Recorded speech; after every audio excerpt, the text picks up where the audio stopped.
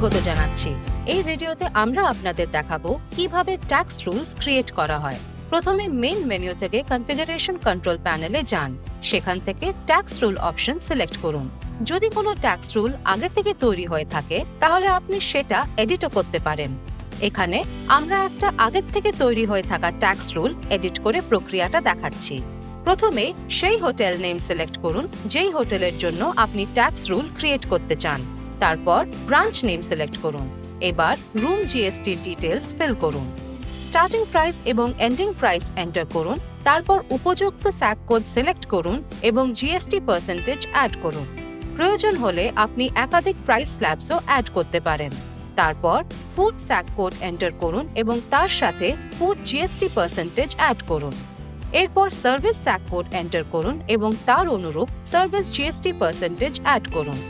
তারপর package booking sec code এবং package booking GST percentage enter করুন।